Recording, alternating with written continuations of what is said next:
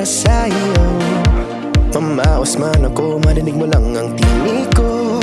Oo, gagawin ko yun, basta't gagawin mo yun. Magandang bagay, alang-alang sa sarili mo.